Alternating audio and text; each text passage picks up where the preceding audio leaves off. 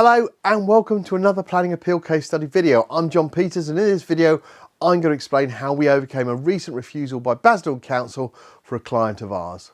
This planning appeal was to overcome the recent refusal for a single-storey detached dwelling in the Greenbelt that was refused by the local authority. Our client was initially booked in for a free no obligation consultation to run through the refusal reasons that had been used by Basildon Council and to evaluate if an appeal was viable or if an alternative option would be best suited for them. The free no obligation consultation, which took around about 30 minutes for this case, found that the appeal was viable to appeal to the Planning Inspectorate, taking the decision process away from Basildon Council Planning Department. This case was refused by Basildon Council for the following reasons. The development constitutes inappropriate development in the Greenbelt, which is defined as harmful to the Greenbelt and would lead to a significant loss of openness of the Greenbelt. Basildon Council claimed that inappropriate development should not be approved except in very special circumstances that clearly outweigh the harm to the Greenbelt and any other harm. No very special circumstances had been advanced as part of the applicant's submission. The proposed development would therefore be contrary to the National Planning Policy Framework. Also, the site falls within the zone of influence for the Essex Coastal Recreation Avoidance and Mitigation Strategy, RAMS. The Conservation of Habitat and Species Regulations 2017 states that the competent authority must ensure that there are no effects from the proposed development, either alone or in combination with other projects, that would adversely affect the integral area of the special protected areas. The proposal will result in 2 additional dwellings being located within the zone of influence. In regard and due to the insufficient information and lack of mechanism to secure the contribution to mitigate the impacts of the recreational pleasure, the local planning authority cannot be satisfied that the proposal would not result in an adverse effect on the protected or priority species and also the integrity of the area as a result of increased recreational activity. As an organisation, we've been finding recently a large number of errors in local authority planning officers' decisions. These errors help support the appeal cases.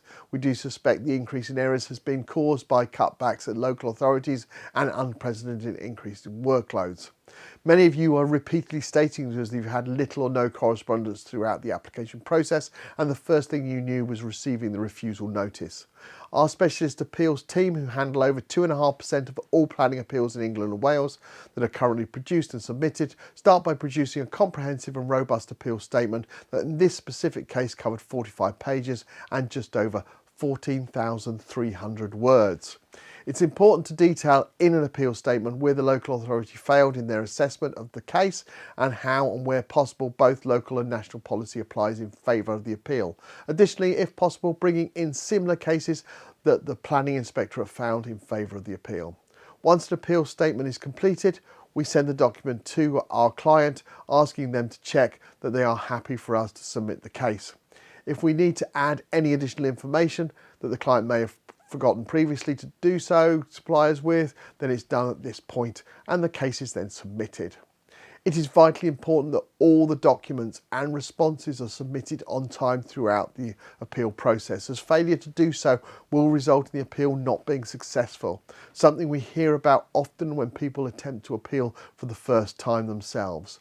Always ensure you use a professional who has considerable experience of appeals. It is worth asking them for some recent successful planning case studies like the ones you find on our website.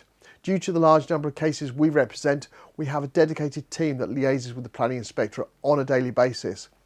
For this appeal, an independent planning inspector from the Planning Inspectorate visited the site on the 19th of September, and we were pleased to confirm the appeal was upheld and the permission granted on the 28th of September in a 6-page appeal decision notice. If you'd like to find out if we can help you with your planning appeal, complete our online form on our website on www.planningappealsuk.com, and our new case support team will arrange for a free no obligation consultation with one of our planning appeal assessment professionals. Would you like to find an appeal case study for a certain type of application or even in a selected area? We have so many.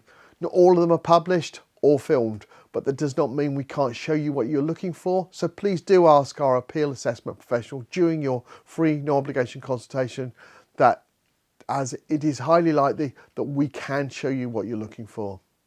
Thank you for taking the time to watch this planning appeal case study video, and I look forward to producing another one soon. Thanks a lot. Bye.